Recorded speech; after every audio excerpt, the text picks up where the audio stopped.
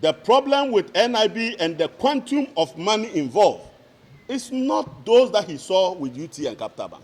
He must give them the 2.5 billion to solve the problem. He set up CBG. Today, CBG is our national disgrace.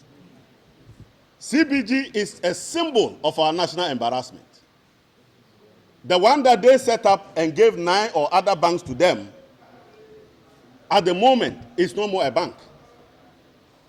CBG is no more a bank, but a shell.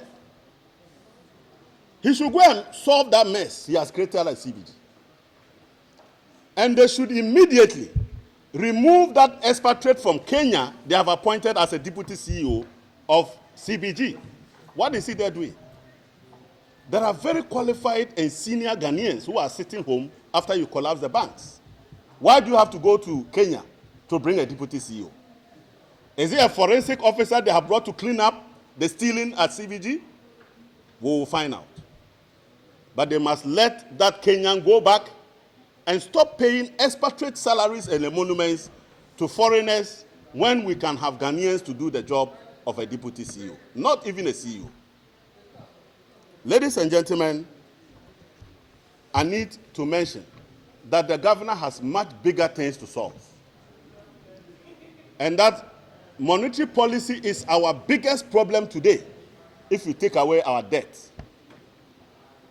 We all know that inflation, where it is now, is experiencing elevated levels of demand pressures. And it is the duty of the central bank to control those demand pressures. And I want to show you some of the numbers so that you understand how Governor Addison is running away from bringing down inflation, addressing interest rate, and solving the depreciation of the currency. As we speak today, if you take the money outside the banking sector, are you hearing me? The monies that are sitting in people's rooms, under people's beds and pillows, the monies that are sitting in people's polytanks, if you put all of them together, it grew by 44% just last year. In other words, people are not having monies in the banks.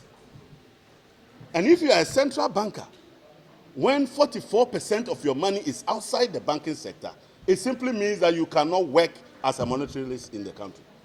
Because everything must pass through the banking sector in order to succeed.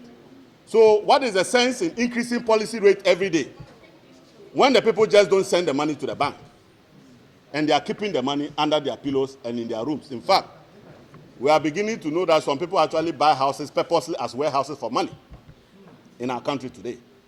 Dr. Addison must be very careful and be concerned about that. 2023, the year has not gone anywhere. The amount of money outside of the banking sector is 41% in growth. Grown by 41%. Is that not frightening?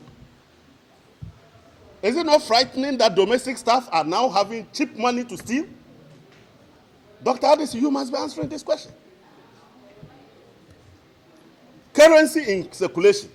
As a result of you printing money like you need a money printing machine in your office, the currency in circulation 2022 grew by 42%. Where did they come from? Did we conjure those currencies? As we speak, the year is not yet ended. By April, you were doing 36.8%. All you know how to do is print money and throw them in the economy, and people just grab them and head to their bedrooms.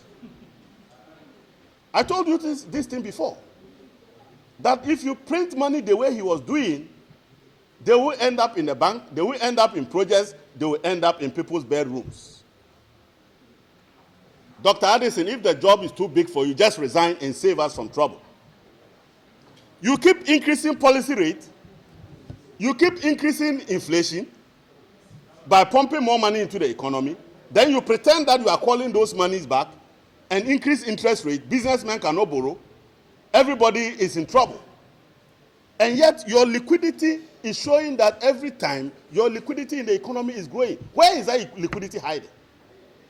How can you have an economy where liquidity grows by 45% and people can't get money to borrow? Can't you see something is wrong?